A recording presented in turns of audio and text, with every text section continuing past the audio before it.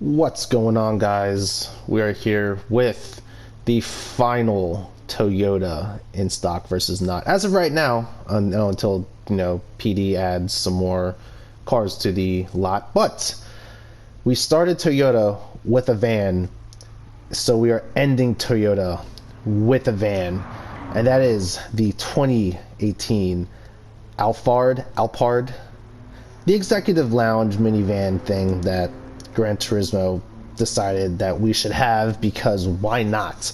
What we got going on is a 296 horsepower minivan, all-wheel drive, weighing 4,872 pounds. Let's just go into the car settings real quick, because I don't even know what kind of engine's in it. A 2GR. So, yeah. Good. Fantastic. 266 foot-pounds of torque. And it's obviously a little front weight biased. I'll be quite honest with you, I am not looking forward to driving this vehicle in its stock form. Let's see where it sits. It's gonna go against its Toyota brethren in their leaderboards here. It's gonna go fight toe to toe with the Priuses. I hope this thing does better than the Priuses. That's gonna be terrible.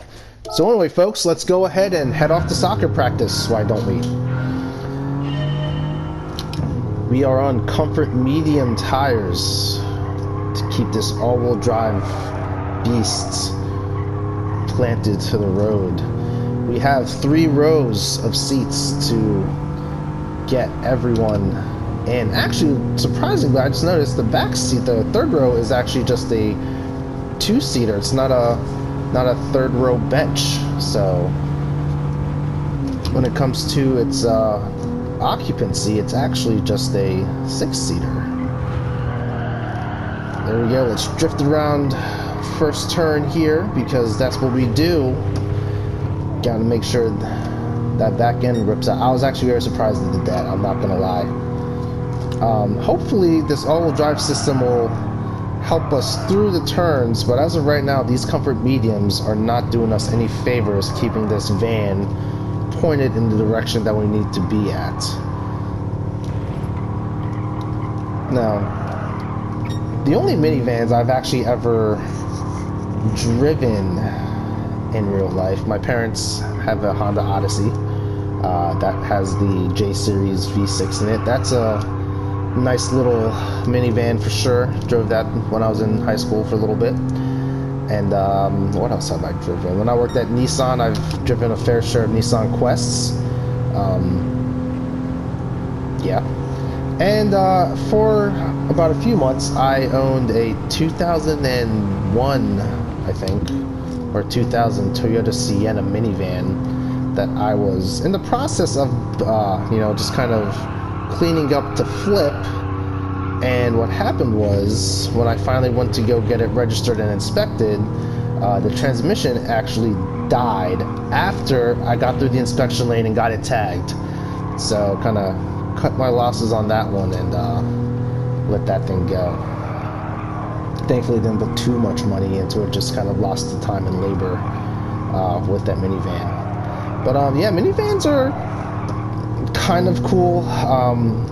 My generation doesn't really like the minivan, because that's kind of what we grew up in. That's kind of the trend. You don't really like the things that you grew up in, because it's what your parents liked. So that's why I like wagons, because we never had wagons, but my parents could probably argue differently. Like I said, I'm not expecting much out of this van in its stock form. I don't even remember how the High Medic drove. I think the High Medic drove better. That one had a turbo, at least, I think. Or did I add the turbo? Maybe I added the turbo. But anyway, High Medic was so much more composed than this minivan. So definitely would not be using this to take myself to the hospital. Call me the High Medic ambulance instead. Looking at the Ghost, this is a very tall and narrow, awkward-looking van. Definitely doesn't give you any shoulder room on the inside, so definitely catered for its Japanese audience. There's no way you're gonna fit average-sized Americans in this thing and not have someone complain about some shoulder room or rubbing elbows in the back seats. At least this middle row is captain's chairs, so you got some space there. Let's go full throttle through here. Yeah, look at that. Nice interior, though. Very nice interior. All right. 108.754. What does that put us at? I don't care about the replay here. No, that's not it. Why did I go 800? I'm crazy. It has beat out the Priuses. Thank goodness. Thank goodness. Barely, but it has beat out the Priuses. Alright. So anyway, like I said, we are ending off Toyota with the minivan. So it's only appropriate to end it up with a bang. So let's go ahead and load up the fully modified Alphard Executive Lounge. As you can see, we have 708 horsepower, 3,353 pounds, and we're still all-wheel drive. And so naturally aspirated, but look at our performance points. We're now at 680 performance points. Do you hear that? Just listen. That's what we're driving right now. Does that sound familiar? Because it should. I was honestly very surprised that this was even an option for this van. But that is correct, folks. We have the LFA engine in the minivan, the 1LR from the Lexus LFA. V10 goodness, high revving, and we have all-wheel drive. I have no idea what to expect out of this thing, but we're gonna try.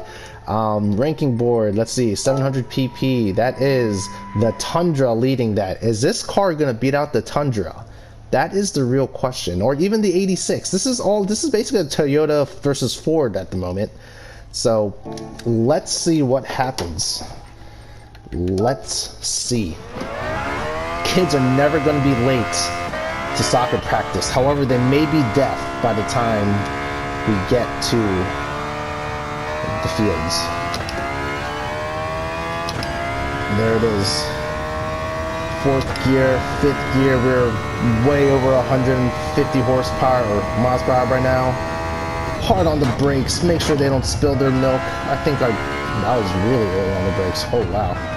Okay, this car has a lot more brakes than I expected it to have. Let's go through the yeses here, see what we can do. So now, if you remember correctly, the GR Supra of the 2020 variant allows you to put the LFA engine into it. And apparently, the minivan allows you to put the LFA engine into it. I can only imagine someone at PD was just sitting there and like, hey, what can we do engine swap wise for this minivan? And they're like, why did we put the minivan in this game to begin with? And they're like, oh, let's just get the LFA engine to make up for it. 52.357. I don't know if that's a top 10 time, but it's quick. We're under a minute, which is surprising. This car is handling great.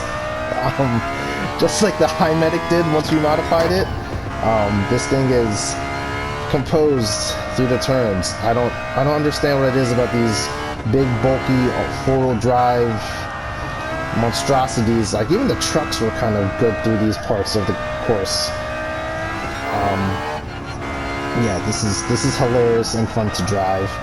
I do not know in what capacity you would need to use this combination for, but it is available to you on the game if need be.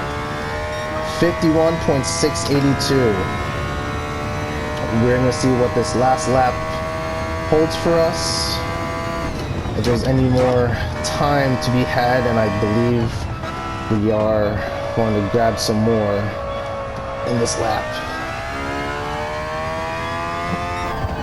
This is actually very hilarious, I'm not gonna lie. This is actually pretty funny. Here. Nope, an understeer there. It's fine, we're good. Probably could have done a little bit more sway bar tweaks there, but it's a minivan. We don't even talk about sway bars when we do minivans. We talk about cup holders and how many CD players it has. 51.012 is our time in the LFA swapped Toyota minivan. Just listen to that thing. Look at the exhaust pipes on it. That's gnarly. Okay. Ranking board. Toyota Alphard.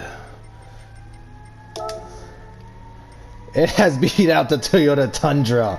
Look at that. That is crazy. Toyota Tundra had 100 more horsepower than it. And weighed pretty much about the same. Maybe a little heavier on the Tundra side. But yeah, that Toyota Alphard, I don't know how to say it. That thing's is a beast. Currently topping off our 700 performance point leaderboard.